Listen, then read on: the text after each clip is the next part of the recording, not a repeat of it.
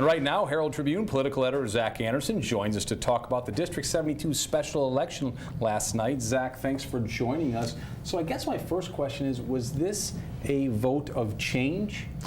Definitely. I think there's a lot of pushback going on right now nationally against the presidential administration. I think also some people were concerned about the legacy issues of a younger Buchanan following in his father's footsteps. I think people really were interested in having their voice heard. This is the first opportunity for a lot of people around here to cast a ballot, to be able to make a statement about what they think the direction of our political environment is going right now.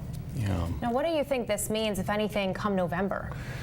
You know, a lot of people are looking at that. I mean, that's the reason that this race got so much attention. You had former Vice President Joe Biden weigh in to try and swing it for the Democrat. You had Corey Lewandowski, Trump's former campaign manager, come down and do a rally at the end. So I think this really was looked at as sort of a bellwether seat that could say a lot about what could happen in the November midterm election. And since this was a district that Trump carried, it was even more scrutiny because people were looking to see, is the president still as popular as he once was? Has some of his support eroded? So the fact that the Democrat was able to win this district so convincingly when Trump won it in 2016, I think a lot of people are looking at that as a positive sign for Democrats in 2018 and a worrisome sign for Republicans. Saw some national pundits talk about maybe the message on the Republican side basically trying to parrot Trump in a way, make America great again. You heard a lot about sanctuary cities, and it really kind of fell flat, at least with voters, if you look at the result. Yeah, there's been a lot of second guessing. Obviously, when you lose a campaign, everybody is sort of asking what you did wrong.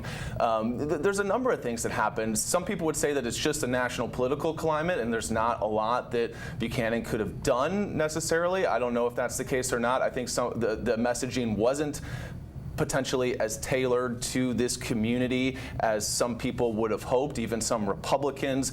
There was a lot of talk about sanctuary cities and immigration and some of these other issues that are hot-button national issues, but maybe are not as big a motivator for voters locally. And we're looking at Margaret Good right there. So she was sworn in today, but she's going to have to turn around and do this all over again as far as campaigning. I assume she'll have a challenger. Yeah, I'm sure that the Republican Party will put up somebody against her. It remains to be seen whether Buchanan will run again, but I think that he is considering it from what I understand. Yeah, they have to turn around. The crazy thing is that all this money was spent, millions of dollars, to win this special election, and they're going to have to turn around and run for the same seat in November. It's a lot of money to be spent on something that you're only going to hold for 9 months. And this election will certainly take a backseat to some of the bigger campaigns. It'll still be important for the folks in the district, but I don't think it's going to get as much attention moving forward. No, it won't. You know, this was a spotlight on this election. It's very rare to have an election in February on the day before Valentine's Day. All eyes in the state and a lot of in the country as well were focused on this. So there was really just sort of a laser focused on this, and I think Republicans are hoping that when this isn't the only thing on the ballot, Democrats won't be as amped up about it, that they'll have to spread their resources further, and that you know, they won't have as good a shot in November. Zach, great analysis. Thank you so much for joining us. Thanks for having me. Thanks for being here, Zach. Thank you.